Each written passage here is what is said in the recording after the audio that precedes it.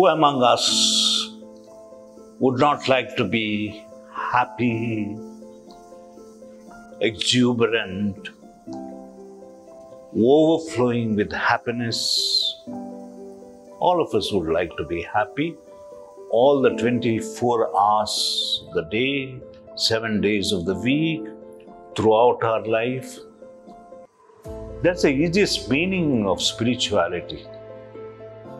That our destination in life is not a place, this place or that place. It's a new way of seeing things. Today we would like to see things in a new way, new perspective, with a new perception. We'll take happiness today and reflect on this special mood, because happiness is a mood, a feeling, an outlook on life. Happiness cannot be measured, it could be only experienced. Stress, depression is not event itself. Stress happens, depression happens because we perceive the event in a particular way. I want happiness, but until the mobile rings, I say I want happiness, mobile rings. Bad news, that stock market has collapsed. Car has been stolen. Mother-in-law has announced that she'll be coming. Ayo, picnic is cancelled. And partner is told that she will leave you. She cannot bear it anymore. We nurse a lot of illusions about happiness.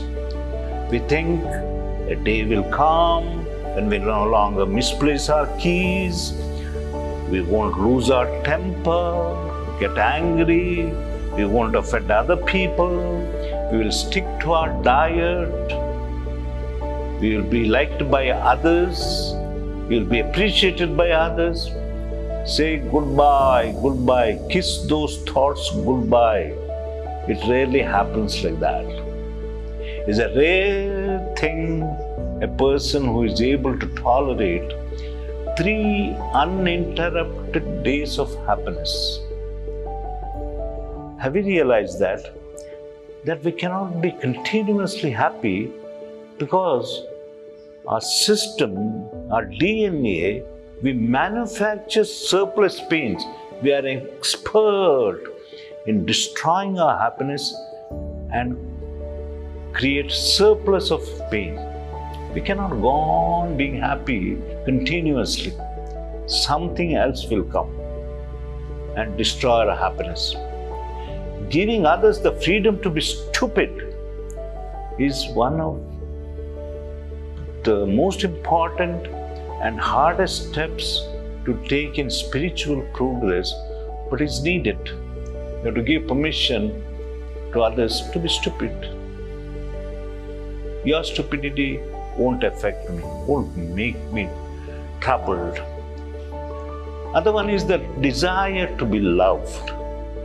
Everybody should love me. This is the last illusion. Give it up, you'll be free. Everybody should love me. Say goodbye. Goodbye to that requirement, that feeling.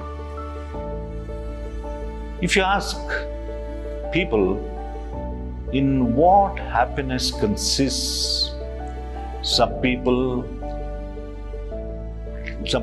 types are genetically predisposed to be happy. It's a rare thing. They're predisposed to be happy. It's a function of their genes, their DNA. You either have it or you don't have it. Some people feel marriage gets the second place as happiness factor. Being loved, being cared for, somebody to take care of me, having some emotional security because of others is a great thing. I would be happy. Making and valuing our friends marriages or no marriage, but having some friends. Other people have a lot to do with our happiness. Desiring less, desiring things less to begin with. We can't be unhappy about not having.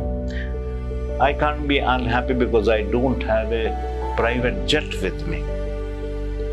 Those all desires are created desires, fabricated desires. Market fabricates, creates desires in us for things, to acquire things. Doing someone a good deed gives a lot of happiness. Having religious faith, they say, gives a lot of happiness. We need something bigger in our life. There's a need that we worship something bigger than what we are, our own ego. Happiness comes also when we stop comparing our looks with looks of others, not desiring to look for what I look like, not to want to be brown if you are white, a white if you are black, perhaps tall if you are short, accepting life as it is, as it comes into the palm of my hands. Having more things won't give you happiness. An American tourist came to Himalayas, to the ashram of a sage, and he saw in that ashram no furniture at all, and this sage is sitting on the mat. No chair, no sofas. So this American tourist asked him, "Where's the furniture here? There's no furniture here. Where is your furniture, master?" The sannyasi laughed and asked, "Sir, you have come from America. Where is your furniture?" American was surprised. He says, "Sir, I'm a tourist here. I cannot go on carrying my furniture." The sannyasi said, the sage said, "I am also a tourist in this world. I'll be here for few years. I will be a guest here. To realize that I am not a permanent member, resident here in this world, but I am a guest in this world. I'll be here for some time, some years." That gives a kind of freedom, deep inner happiness. There's the other extreme.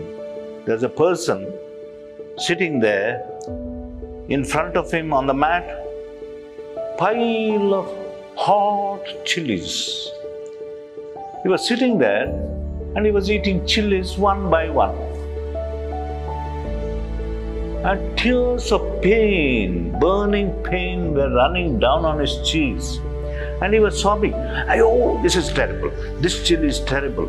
I can't bear these chilies. I don't want to eat these chilies." Yet he was eating chilies. Somebody asked him, "If you can't eat, if they are so hot, why do you eat those chilies?" He says, "I'm searching for a sweet chili in this pile. There must be some sweet chilies in our life, full of chilies, hot chilies. As we suffer all those hot chilies, taste of hot chilies, we still wait that one day a sweet chili will appear, which may not appear at all." Young man went in search to seek kind advice from a sage because he wanted deep peace within us, a kind of salvation, a redemption.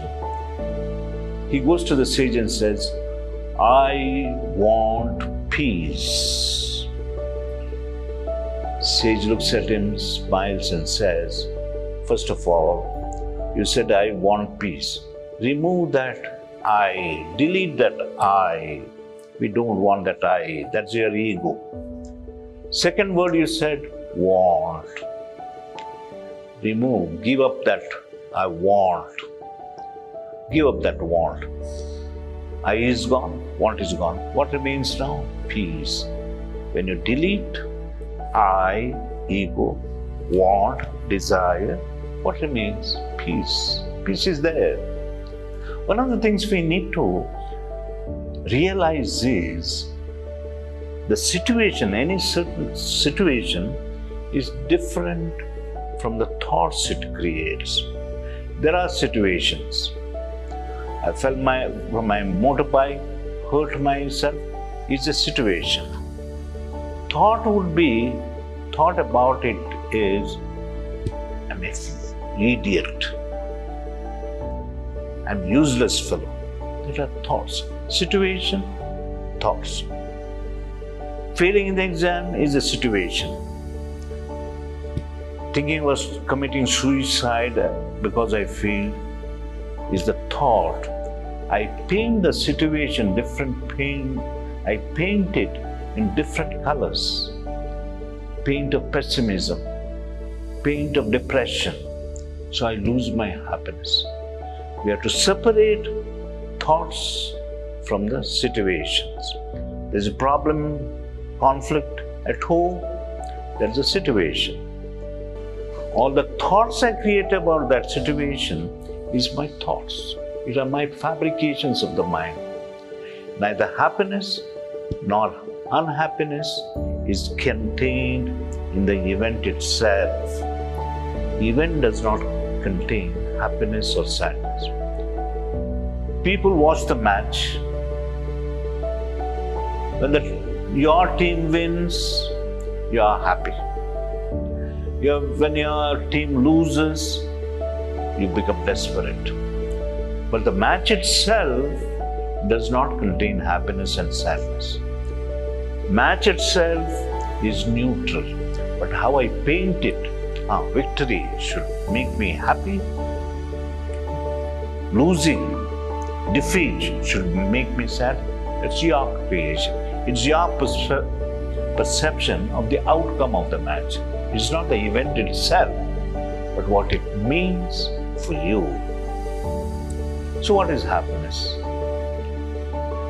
The answer must be that happiness is the ability to live every day, every phase of our life, every stage of our life in the awareness that this happiness will not last forever.